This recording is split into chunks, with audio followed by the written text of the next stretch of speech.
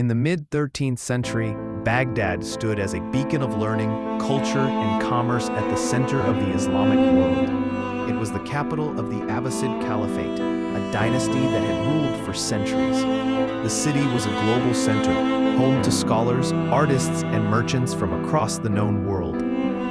Its libraries, like the legendary House of Wisdom, held vast collections of knowledge.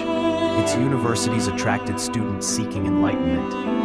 Baghdad was a symbol of Islamic civilization's golden age, a metropolis of unparalleled grandeur and influence.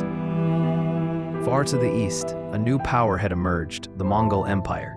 Under the leadership of Genghis Khan and his successors, the Mongols had swept across Asia, forging the largest contiguous land empire in history. Their armies were disciplined, ruthless, and seemingly unstoppable. By the 1250s, the Mongol expansion had reached the borders of the Islamic world. Genghis Khan's grandson, Hulagu Khan, was tasked with extending Mongol dominion into the Middle East. Now his gaze fell upon the wealthy and strategically important lands of Persia and Mesopotamia. Hulagu Khan led a massive army westward. His objective was clear: bring the remaining independent powers under Mongol control. The Abbasid Caliphate, though diminished from its peak, still held significant prestige and controlled vast territories centered around Baghdad.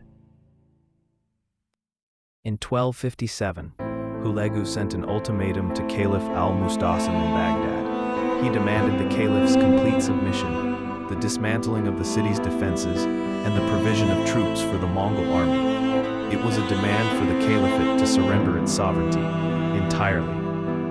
Caliph al-Mustasim faced a critical decision. His military strength was not what it once was, but Baghdad was heavily fortified. Some advisors urged him to submit, while others advocated resistance, trusting in the city's walls and divine protection.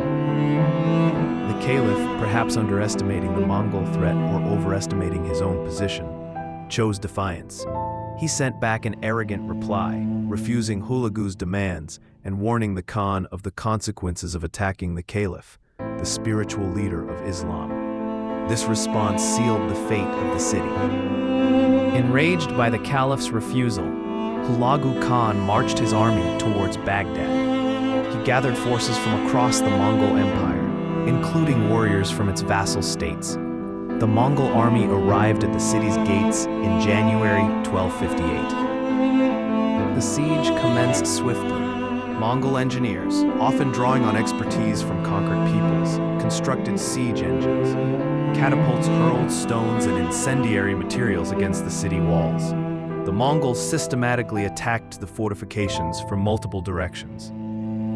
Despite the city's formidable defenses, the Mongol assault was relentless and highly effective. The caliph's forces, though numerous, were poorly organized and lacked experience against such a determined and advanced siege. Defections and internal squabbling further weakened the city's defense. Within days, the outer walls were breached. The Mongol army poured into the outskirts, pushing the defenders back towards the inner city. The situation for those inside Baghdad became increasingly desperate as the siege tightened its grip. Facing inevitable defeat, Caliph al-Mustasim attempted to negotiate, but it was too late. On February 10, 1258, Baghdad surrendered. The gates were opened, and the Mongol army entered the city. What followed was one of the most devastating events in history.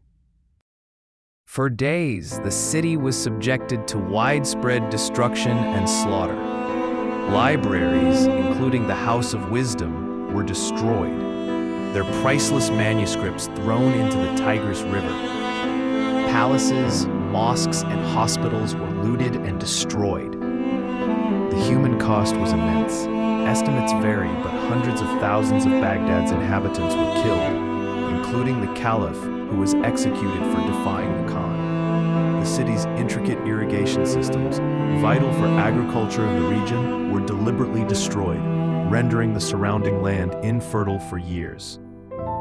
The sack of Baghdad marked the end of the Abbasid Caliphate as a political entity.